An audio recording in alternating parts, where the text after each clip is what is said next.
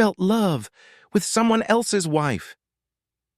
By the age of 29, I, Brandon Miles, had had a large number of failed relationships. I think most of them were my fault because, although I never analyzed it exactly at the time, I seemed to be commitment averse. I'm not quite sure why that is, since I never told myself I'm not the marrying kind, and my parents were happily married for 35 years. Perhaps I was that way because relationships seemed complicated to me. I craved the simple. Whatever the reason at the time, I couldn't pinpoint why I didn't like commitment. I was in that situation. Although I lived near a big city, I also felt, for whatever reason, that my dating opportunities had somewhat diminished. My wide circle of friends had gone from mostly single to mostly married, and many of them had children. Women from married couples, whether they were originally my friends or their husbands, I considered unavailable for moral and practical reasons, and quickly exhausted my circle of single acquaintances. Sometimes I found it difficult to be around married female friends, especially the wives of husbands who were originally my friends. The wives seemed to take great pleasure in flirting with me. Some went too far, and I'm sure if I had just asked without hesitation, some of them would have thrown themselves into bed with me. It made me nervous. The flirting seemed to directly contradict the behavior of some of my other type of married girlfriends. They seemed to be upset that I, the only single guy in our circle of friends, hadn't married myself because, as they not so secretly put it, they thought I was a good catch. I think they thought so not only because I was in good physical shape and at least not bad looking, but also because, although I led a low-key lifestyle, many of them knew I was rich. I could never understand why many married women were unhappy if their male friends were unmarried. Although I never wanted to admit it to myself, in retrospect I can say that there was one direct reason I was against commitment. Its simplicity contrasted sharply with the complex relationships that intimidated me. I was fascinated, stunned, bewitched, captivated, call it what you will, by one of the married women who had relatively recently appeared in my circle of friends. I don't know exactly how Eleanor Dawkins and her husband Josh first appeared in my circle of friends. I think at a party thrown by my best friend Tim and his wife Sherry when I was 27. But they did. It was probably the third time I met Eleanor before I fully realized what a strange influence she had on me. It was strange not only because of my feelings, but also because she was not my type. Since my height is 6 feet 4 inches, I have always dated tall women. I think the shortest woman I dated as an adult was 5 feet 8 inches tall. Eleanor was 5'55". I've always dated extroverts. Eleanor is an ambivert. Most of my female companions were brunettes with long hair. Eleanor is a strawberry blonde with medium-length hair. I like breasts more than anything else, so most of my dates have been with full women. Eleanor has medium-sized breasts. At least Eleanor has one thing in common with most of my dates. She's smart. What Eleanor had that no other woman I had ever met had was sultriness. The sultriness seemed to emanate from her pores. On a scale from blah to torrid, her attractiveness was above torrid. As stated, while all the other wives in my circle of friends either playfully or somewhat seriously flirted with me, Eleanor never did. I wouldn't call her aloof or withdrawn, but she certainly wasn't friendly either. Perhaps the best word to describe her apparent attitude toward me was laid back. While I was fascinated by Eleanor and what I knew of her I liked, her husband Josh came across as arrogant and unfriendly. I think the only reason Tim and Sherry introduced them to our group of friends was because Sherry was a longtime friend of Eleanor's and Tim had a distant business relationship with Josh. Anyway, Eleanor was seriously messing up my life because I thought about her now and then for at least about an hour a day. Fortunately, I'm good at multitasking. Otherwise, it could have caused me to lose concentration, which in turn would have cost me a lot of money in the business deals I made on a weekly basis, either for myself or representing other people. At 29, after having known Eleanor for about 2 years, I thought I was elusive in my assessment of how sultry she was. Occasionally, I carelessly asked Sherry about her, but never showed much interest. I also thought I had successfully avoided overtly peeking at her, even during the pool party Tim and Sherry had thrown where I saw her in a bikini. Anticipating this possibility, I wore reflective sunglasses and loose swim trunks so that my lust for her near-perfect female form was successfully concealed. Apparently, however, my feelings for her weren't as invisible as I thought. Out of the blue on Friday afternoon, while I was still in the office, I received a call on my cell phone from Eleanor. She must have gotten my number from Sherry because I never gave it to her. "Hello, Brandon Miles here." I answered the call in my usual manner since it could be business or personal. "Brandon, this is Eleanor Dawkins. I hope you remember me from Sherry's parties," came the melodic voice on the other end. "Of course, Eleanor. How, you?" Inarticulately, I replied. "I'm fine, Brandon, thanks for asking. The reason I called is because I wanted to see if there was a convenient time when I could talk to you about a charity organization I'm involved with. Every year before Christmas, I give $5,000 to half a dozen charities. I don't accept phone invitations or letters from other people during the year, but I also give to charities that my friends specifically apply to. And I'm sure Sherry told Eleanor about it." Of course. Yes, I stammered. "I'm actually not doing anything tonight. I've had a really hard week at work, so you could come over tonight when it's convenient for you if that's possible." "Great. 6 o'clock at night would be convenient, as long as you don't eat that early," she grinned. "No, it's fine," I replied, trying not to give away my anxiety. "Sherry gave me your address? 15 Chardonnay Cant, is that correct?" "Sure. That's only 2 miles from my apartment. I'll see you at 6, bye," she concluded, ending the conversation. I couldn't believe it. I needed to pull myself together before she got here so I wouldn't make a fool of myself. I'd left work early. I'd planned to do that anyway, given the busy week. But now, instead of making a quick dinner and watching a baseball game on TV, I needed to clean the house and take a shower. I got home around 4:30, worked for an hour getting everything in order. Because of the stressful week, I hadn't kept the house in order like I usually do. And then took a shower and got dressed in my nicest pants and short-sleeve shirt. I was nervous because I had never been alone with Eleanor before. Eleanor arrived on time, wearing a knee-length rainbow-colored sundress, a stylish hat, sunglasses, and 3-inch heels that clearly matched her dress. "Hi, Brandon," she smiled. Hi, Eleanor," I smiled back bashfully, hoping the dramatic effect she had on me wasn't noticeable. "Why don't you come in?" "Thanks," she smiled, walking past me and making me swallow. "I really like your neighborhood. It's so fun," she smiled. "And your house is the prettiest on the cul-de-sac." "Thank you. I really like it here." "Let me cut to the chase, Brandon." She half smiled as she took off her hat, placed it on her sock, and tossed her sunglasses in there, thus showing off her intense green cat-like eyes. "Here's a brochure about a charity organization called Strive for Success that's dear to my heart. They are dedicated to educating disadvantaged children," she continued, pulling the brochure out of her purse and offering it to me, her purse being placed next to her hat. Sounds interesting." "Nice," I muttered. "Being able to give you that brochure was just an excuse for me to come to you," she said half-mockingly. What?" was my reasonable reply. "I actually came here to ask you why you have such a crush on me. Why can't a guy as smart and articulate as you have the tongue to approach me?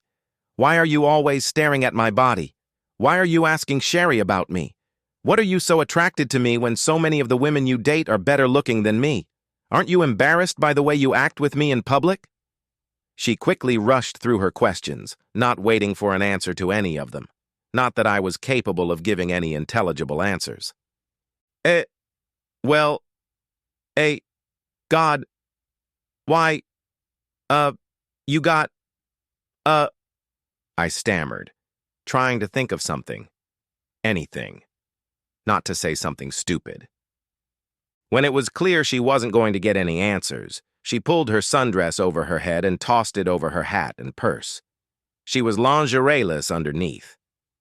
As I stood stunned, she continued, I think that if I have sex with you once and you see that I'm ordinary, it will bring you out of your stupor.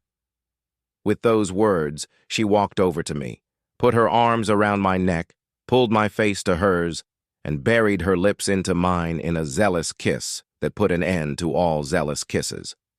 When she finally interrupted him, she growled, You're a big, strong boy. Why don't you take me back to your bed, and we'll get down to business? With those words, she pulled my neck and jumped to her feet. I caught her and started walking towards the bedroom. Placing Eleanor on the bed like an automaton, I began to undress. Luckily, I wasn't wearing many clothes, with few easily destructible clasps, so I didn't have to go to a tailor to salvage some closet items. We made love to her, and it was wonderful. What exactly followed, I don't know exactly. I only came out of the twilight zone when a dressed Eleanor kissed me and said with a smile, That was fun, and then added, You can send a check for $5,000 to strive for success in the envelope with the brochure I gave you. Be sure to mention that I asked you to do this. After kissing me again, she left. I finally dragged myself out of bed, though I felt like someone had surgically removed my spine. I hung around the room aimlessly until hunger overwhelmed me.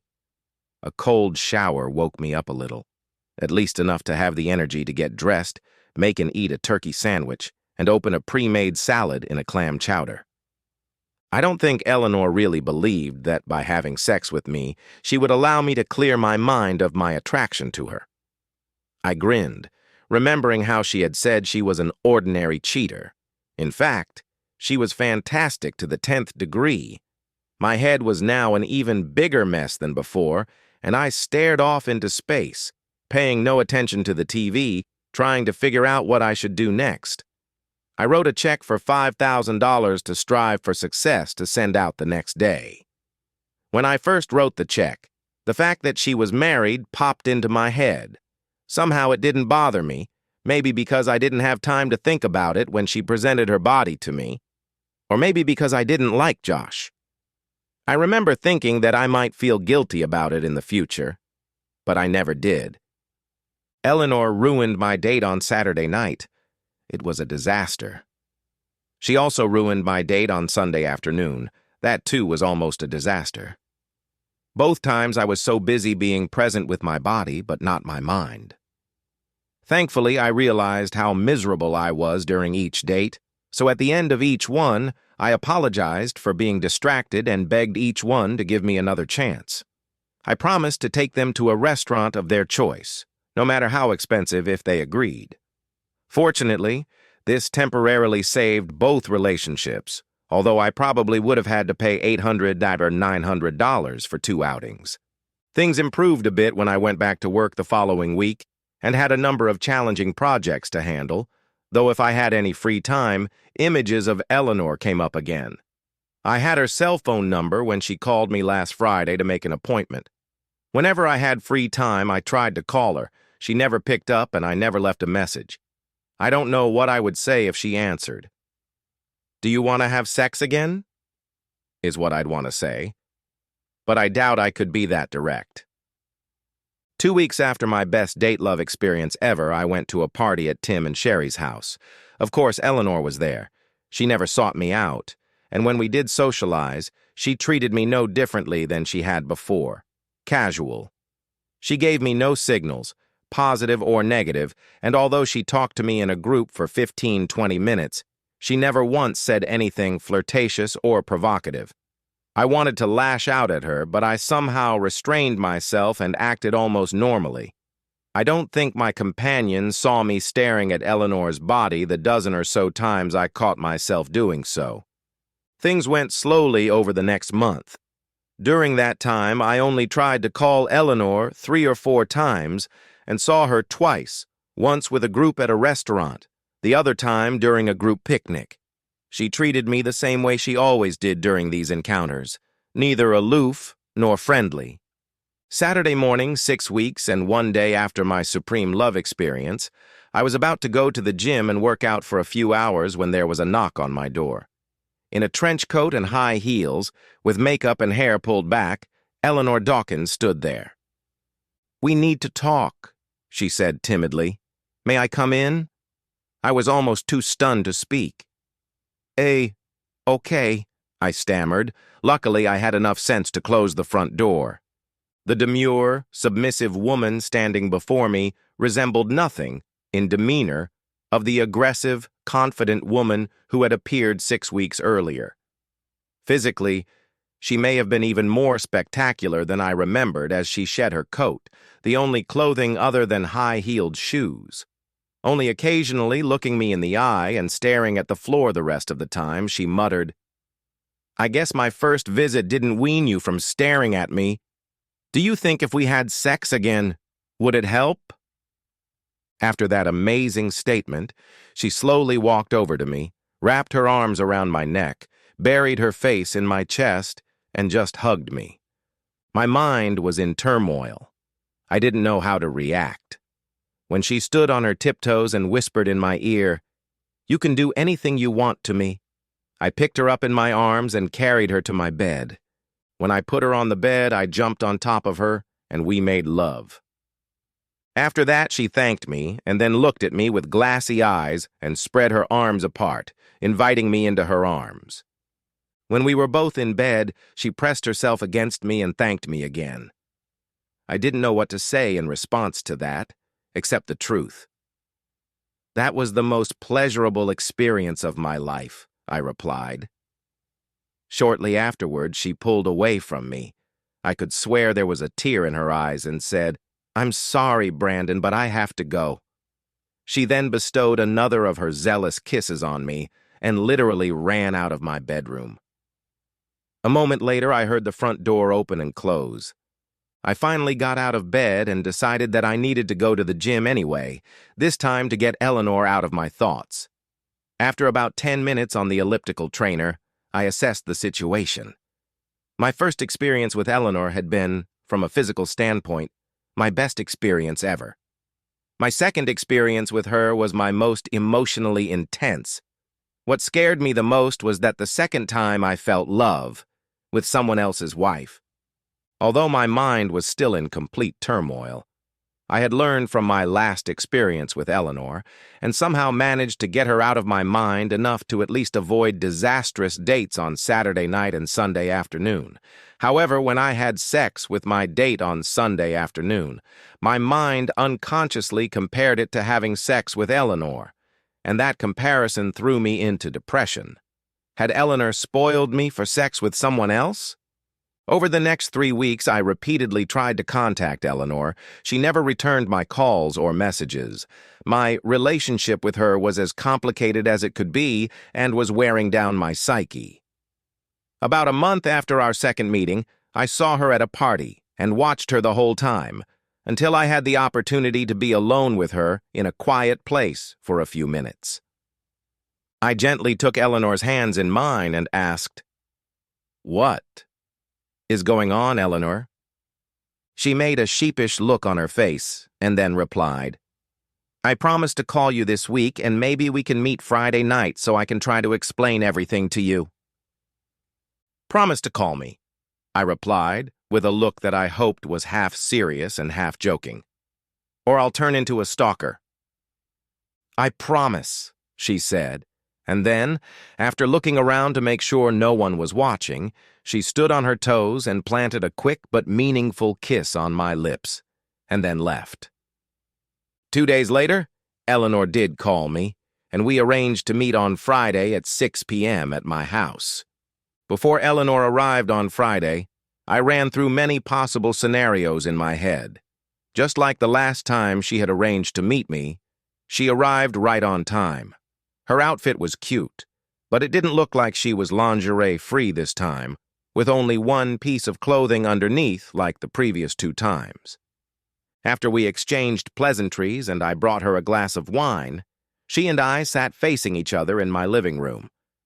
Thankfully, she kept her legs crossed and her skirt was knee-length, so I didn't run into her body, distracting me. She took a sip of wine, sighed, and then spoke. I know you're puzzled, stunned even, by my actions over the past few months, Brandon. I came here today thinking about the ruse, but then I decided I wanted to tell you what's really going on, she said. Taking another breath and fidgeting a bit, she continued. My husband, Josh, has changed a lot since we got married. In the last couple years, his gambling has gone from a pastime to an obsession. He now owes tons of money to the people he owes. Anyway, he noticed that you seemed fascinated by me and found out you were rich, so he came up with some scheme to pay off his debts. He wanted me to seduce you and eventually come to you with some heartwarming story and get you to lend me enough money so he could get out of debt. And then we'd leave town. She took a sip of wine and stared at me. I'm sure she sensed me tense up. I refused for weeks until a couple of thugs showed up at our apartment one night and scared the hell out of me. The only way we were able to fight them off was to give them some money I'd gotten from my parents' inheritance. That's what prompted my first visit. Eleanor sighed again and finished her wine. Then, staring at the floor, she continued. That first meeting with you was the best experience of my life up to that point. I didn't want to continue because I was sure I would fall in love with you, but after a couple months and another visit from two thugs, Josh convinced me to continue. And then, on our second meeting, I felt a love like I'd never felt in my life, and I was confused. Then after a long pause, she continued. Josh sent me here today to get a $70,000 loan from you, including exchanging it for sex. That will allow him to pay off his debts enough to get the players off his back, and then we could run off and punch you in the face. I have something else on my mind, though. I couldn't believe what was still happening, and her next words were even more surprising. I don't know if you experienced the same feelings I did during our 2 lovemaking sessions, but those feelings, combined with my disgust with my husband because of his gambling problems and scheme to screw you over, gave me the courage to ask you for something else. Would you please pay for my divorce and let me live here with you? If we still have feelings for each other after my divorce, we can work out a relationship. If not, we will go our separate ways, but I will always be grateful to you, she concluded. At this point, she gathered her courage and looked me in the eyes. We stared at each other for a long time. My mind struggled to digest the information I had just received and combine it with the lust I had been feeling for the past 2+ years.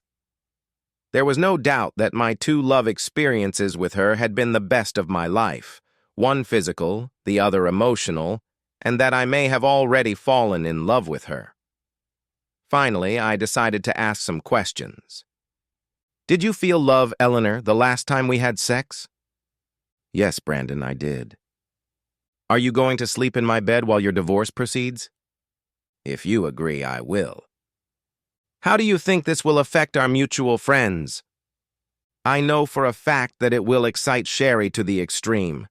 She's never liked Josh, and she's told me several times that I can do so much better.